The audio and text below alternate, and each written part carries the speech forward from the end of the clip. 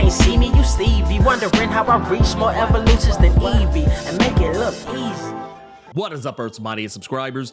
It's Blerd without fear. Welcome back to the channel. All right, today's video, we're gonna be talking about Bloodline, Daughter of Blade #3 by Danny Lore and Karen S. Darbo. The main thing I want to talk about here is what is up with Brielle, aka Bloodline, or if that's even really her real superhero name going forward, because she hasn't really settled on one. She hasn't really come up with one. Most people have just been calling her Brielle or Brie. So you'll probably hear me refer to her as any of the three names I just mentioned. But the whole thing I want to talk about is what exactly is up with Brielle. Is she a daywalker? Is she a Dhampir like her father? And the answer is kind of both yes and no. And what I mean by that is the yes end of it is she is technically a daywalker. She walks in broad daylight all the time. We have seen her in just 3 issues walk around in both daylight and nighttime with no problem whatsoever. But the reasoning as to why she's able to do that is not so much just because she is a Dhampir. She's not half vampire though. She's actually more of a quarter vampire just by sheer virtue that if Blade is half and only one of Brielle's parents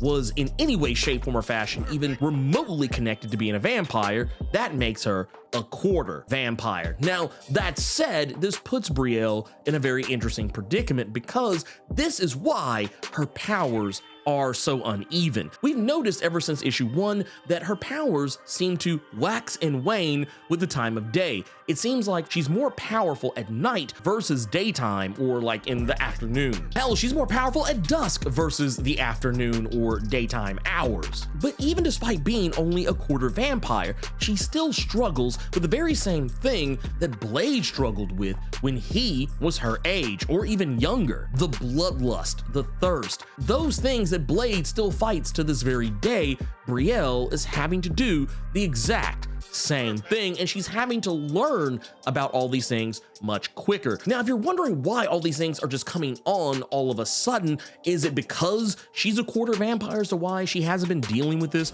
her entire life? The truth of the matter is that Doctor Strange, as a favor to Blade, had placed a protective spell on Brielle that would keep her from having to suffer the effects of the vampirism that is a part of her, quotey fingers, bloodline. It would protect her from that until the time was right. But because of Jed MacKay's death of Doctor Strange, the event where Doctor Strange was murdered by Caecilius, that one single act had undone every single spell that Doctor Strange had been concentrating on, that he had put into action. We saw this because when Doctor Strange died, various and sundry different people from across the dark dimension, as well as other parallel universes and realities, they had tried to come to Earth and wreak havoc because one of the other spells that Doctor Strange had in place was one that protected the Earth from incursions from anyone that was directly outside of it, from like, say, I don't know, the dark dimension. But because Doctor Strange had died, it undid that, and it undid the spell protecting Brielle from her vampirism as well. So with that said, Brielle has a little bit more of a wrinkle to deal with in regards to her vampirism than what Blade ultimately had to. Blade got to learn from a young age. Brielle is having to learn how to control her bloodlust and how to use her powers effectively all of a sudden at being a teenager in high school. Now, granted, she has the perfect teacher to help her with this because Blade is back in her life now and trying to help her understand how to deal with all this, vampire shenanigan BS. And while some people are gonna ask the question, is she ever gonna be as effective a vampire hunter as Blade? I don't think that's something we can answer right now, but what we can definitely answer is that Blade is helping her with how to control her powers when she has them and how to protect herself and defend herself when she doesn't. Because that is a harsh reality that she has to deal with. Being a quarter vampire means she doesn't have full-time access to all of the gifts of vampirism that Blade does. She does have all of the vampire strengths and virtually none of their weaknesses, save for the thirst, but she doesn't have them full time the way Blade does, so she has to learn how to defend herself differently during the different times when she doesn't have her capabilities. Not only will her powers be different during the daytime and the nighttime, but Blade points out that one of her greatest weaknesses is going to be, what if she's in the middle of a fight with vampires when the time of day changes? That is when she's really probably gonna be at odds. But the good news is Blade has already hooked her up with her own katana. He has helped her with her fighting techniques and has even pointed out that while he has defeated her pretty much every turn when they have been training, she has done something to him that he typically doesn't have to do. She forced him to have to adapt to what she was doing as opposed to her adapting to what Blade was doing. He's not trying to teach her any sense of honor. He's not really even trying to teach her any sense of,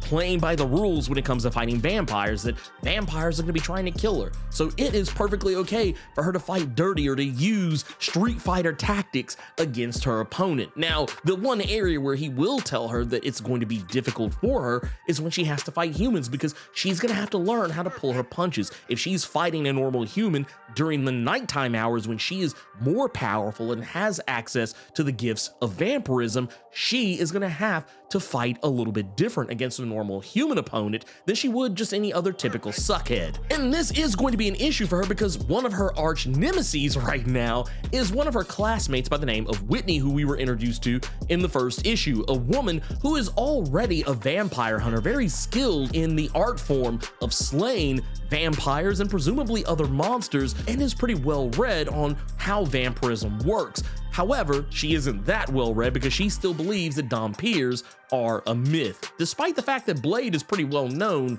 in the vampire community. And what makes this even more of an issue is the fact that Whitney seems to be working for a mysterious benefactor who is also taking on young teenage vampire slayers under his wing that has a direct connection to Blade in ways that pretty much make him Blade's second father. Whitney is working for Deacon Frost. Deacon Frost is back after having been seemingly killed on more than a couple of different occasions. Now, Deacon Frost of the comics is very different from the Deacon Frost of the movies that people might be a little bit more familiar with, but Deacon Frost is no less the second father of Blade in the Marvel Comics as he is in those movies. He is the one who gave Blade the gift of vampirism, albeit he did it indirectly when he bit Blade's mother, Vanessa Brooks, while she was in the process of giving birth to Blade. But whatever the case is, Deacon Frost is back. Blade has already killed Deacon Frost on at least 2 or 3 different occasions, 2 of the last ones being in Tomb of Dracula Volume 4, number 5, and in Falcon Volume 2, number 8. So this is not going to be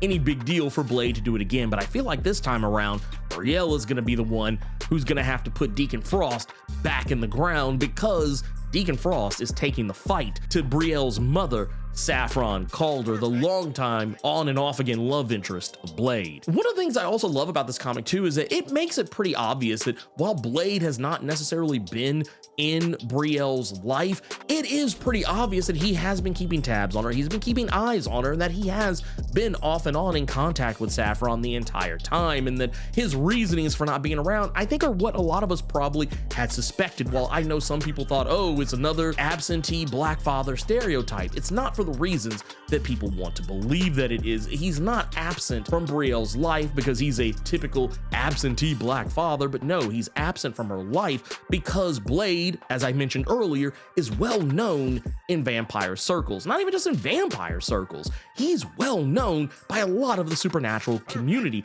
and not just those who would be his allies, but those who would be his enemies. If word got out that Blade had a daughter, that he had a family out there somewhere, regardless of where he was, they would come after them. And wouldn't you know who won the pony? As soon as it gets out that Blade has a child, who comes knocking at Saffron Calder's door? Deacon Frost. So yeah, that's the reason why he stayed out of their lives. He wanted Brielle to live a normal life for as long as she possibly could. And while he did accomplish as much of that as he could, at the end of the day, it still came down to the idea that he was going to have to protect his family from the supernatural element that would come after them. Now, what does this mean for Blade, considering that he is the sheriff of the vampire nation of Chernobyl and working directly with Dracula? Will this afford him some future protections for his family against any vampire reprisal? Very likely not. And honestly, I feel like this might even be something Dracula might try and hang over Blade's head at some point, but we'll have to wait and see when we get to Blade's ongoing series this summer by Brian Hill and Elena Casagrande, so we'll just have to wait until then to find out. But for right now, I think the main thing to keep an eye on is that Brielle is not going going anywhere anytime soon. And honestly, I wouldn't be surprised if when this new series of Blade comes out that she's not right there, right next to him as everything unfolds. But anyways, that's everything I wanted to talk about with Bloodline, Daughter of Blade, number 3. If you enjoyed this video, do the YouTube thing, like, share, comment, subscribe, and make sure you tap that notification bell so you don't miss out on any videos that I put out. We're still trying to hit 100,000 subscribers in 2023, and we're edging closer and closer and closer. We're just under 20,000 subscribers away. So I want to thank all of Earth's Mightiest subscribers who helped us get there, and also thank those who are about to become Earth's Mightiest subscribers for getting us the rest of the way there. Until next time, let me know what you thought about Bloodline, Daughter of Blade, number 3, and the nature of Brielle Brooks's being